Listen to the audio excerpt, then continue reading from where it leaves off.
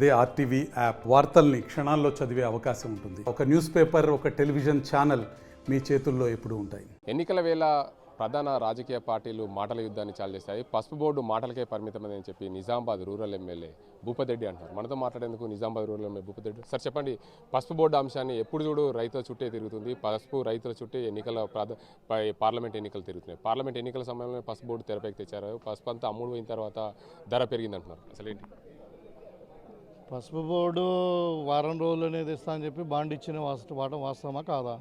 మరి ఇవాళ 5 సంవత్సరాలు అయిపోయింది. మొదలు ఏదన్నా స్పైస్ బోర్డు అన్నారు, అంతకంటే మంచిది అన్నారు, ఏదో అన్నారు. మళ్ళీ ప్రజలు నమ్మట్లేదు, రైతులు నమ్మట్లేదు అని చెప్పి 6 నెలల కంటే క్రితము ప్రధానమంత్రి గారితో ఇక్కడ అనౌన్స్మెంట్ చేయించారు. మరి ఇక్కడ ఎక్కడ ఉంది? ఇప్పుడు పేపర్ మీదనే ఉందా? అనౌన్స్మెంట్కే పరిమితమైందా? మరి దానికి ఏమన్నా అసలు గెజెట్ ఏమైనా ఇష్యూ చేసిండ్రా? మరి ఇస్తే అది ఎక్కడ ల్యాండ్ అక్వైర్ చేసిండ్రు? ఎక్కడ ఏ ప్లేస్లో పెడతారు? నిజామాబాద్లోనే పెడతారా? హైదరాబాద్లో పెడతారా? నాసిక్లో పెడతారా? కోయంబత్తూర్లో పెడతారా? ఎక్కడ పెడతారో తెలియదు. అది ఇంకా ఏం పేపర్ మీదనే ఉంది. అది ఇవాళ ట్రేడర్స్ యొక్క మాయాజాలం వల్ల ఈ కమోడిటీస్ అండ్ డెరివేటివ్స్ ఎక్స్చేంజ్ వాళ్ళ ద్వారా ఇవాళ పసుపు ధరను వాళ్ళు స్టాక్ ఎక్స్చేంజ్లో పెంచి మ్యానిపులేట్ చేసి ఇవాళ రైతుల దగ్గర పసుపు లేదు, ఈవెన్ ట్రేడర్స్ దగ్గర కూడా లేదు. ఒక బడా వ్యాపారులు 5-6 మధ్యనే ఉంది 90% పసుపు. వాళ్ళు ధర పెంచుకొని అమ్ముతే కొంటే వాళ్ళకే లాభం అవుతుంది, రైతుకు లాభం కాదు. ఏదో ఒక 2 రైతులు స్టాక్ పెట్టుకుంటే ఒక 10 క్వింటాలు అమ్మింది లెక్క కాదు. ఇవాళ దాన్ని కూడా వాళ్ళే క్లెయిమ్ చేసుకుంటారు. యాక్చువల్లీ ఇవాళ లాభం ఎవరు జరుగుతుంది?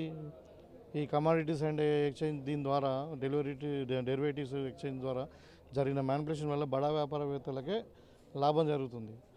అది కంట్రోల్ చేయకుండా ఇక్కడ పసుపు ధర అంటే పసుపు పంట విస్తీర్ణం తగ్గింది, ఫస్ట్ మెటీరియలే తగ్గింది. ఇప్పుడు డిమాండ్ అండ్ సప్లై కింద ఎట్లుంటుందంటే ఏదైనా ఒక వస్తువు తక్కువ ఉన్నప్పుడు దాని ధర పెరుగుతుంది.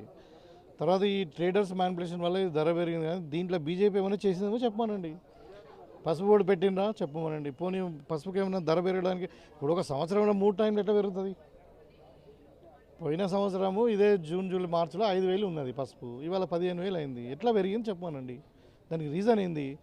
దానికి గవర్నమెంట్ ఏమైనా చర్యలు తీసుకోవడం వల్ల అంటే ధర పెరిగిందా చెప్పమనండి. అది కాకుండా ఇంకా మళ్ళీ పసుపు ధరకు మేమే కారణం అని అంటే ఎవడు ఎగదగదు పసుపు. అంటే ఇటీవల కాలంలో అరవింద్ అన్ని సమావేశాల్లో నిజామాబాద్ కేంద్రంగానే మోడీ అనౌన్స్ చేశారు. నిజామాబాద్లోనే పసుపు బోర్డు ఏర్పాటు చేసి తీరుతాం, ఖచ్చితంగా 20,000 రూపాయలు ధర వచ్చే బాధ్యత నాదే అని చెప్పాడు. అవును, ఇప్పుడు 6 నెలలు అయింది కదా, మరి ఎక్కడ ల్యాండ్ అయినా అక్వైర్ చేసిండ్రా? ఏమన్నా ఆఫీస్ అన్న స్టార్ట్ అయిందా? మరి ఎన్ని రోజులు పడుతుంది? 5 ఏళ్ళు అయిపోయింది, ఇంకా మళ్ళీ 5 ఏళ్ళు పడుతుందా పసుపు బోర్డు ఏర్పాటు చేయడానికి? మళ్ళీ పసుపు బోర్డు ఏర్పాటు కాకుండా ఇవాళ పెరిగిన ధరలకు మేమే కారణం అని అంటే ఇవాళ ట్రేడర్స్ లాభం అవుతుంది, రైతులకు కాదు. నేను చెప్పేది అదే, ఎవరైతే మ్యానిపులేట్ చేస్తున్నారో వాళ్ళని కంట్రోల్ చేయకుండా నేను చెప్తున్నా కదా, దానికి సమాధానం చెప్పానండి. ఇవాళ 5,000 ఉన్న పసుపు 15,000 ఎట్లా పెరిగింది? మీరేమన్నా పసుపు ధర పెంచినరా? మినిమం సపోర్ట్ ప్రైస్ పసుపుకు 15,000 అని చెప్పినరా? మరి అంటే అదంతా మ్యానిపులేటెడ్ వన్. ఇవాళ రైతులు నష్టపోతుండ్రు, వాళ్ళ పంట అమ్ముకున్నారు, ట్రేడర్స్ దగ్గర ఉంది ఇలా పసుపు.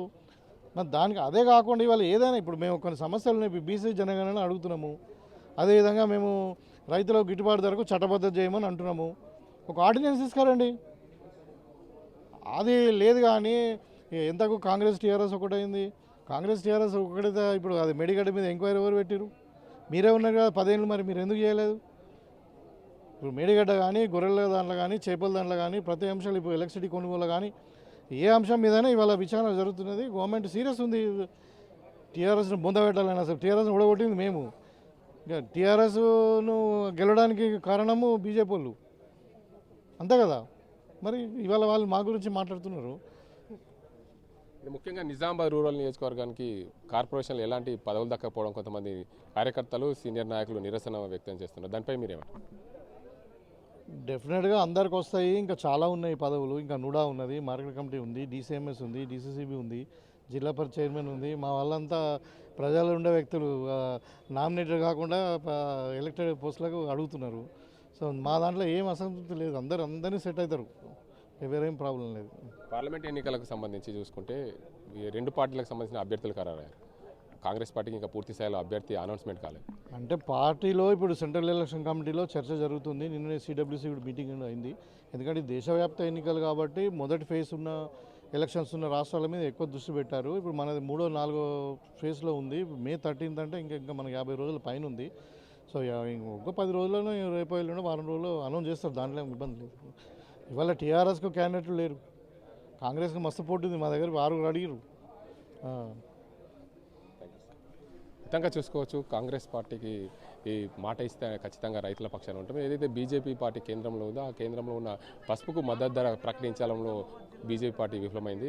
అదేవిధంగా పసుపు బోర్డు ఏర్పాటు చేశారు, కానీ పసుపు బోర్డు ఎక్కడ పెడతామని చెప్పి పూర్తి స్థాయిలో దానికి సంబంధించిన స్థల సేకరణ చేయలేదని చెప్పి నిజామాబాద్ రూరల్ ఎమ్మెల్యే భూపతి రెడ్డి అంటున్నారు. ఇది ఇక్కడ పరిస్థితి. ఎవరి అజీంతో గంగారెడ్డి, RTV నిజామాబాద్. మరిన్ని వీడియోస్ కోసం ఛానల్ ని సబ్స్క్రైబ్ చేయండి, లేటెస్ట్ అప్డేట్స్ కోసం వాట్సాప్ ఛానల్ ని ఫాలో చేయండి అండ్ లింక్ డిస్క్రిప్షన్ లో ఉంది.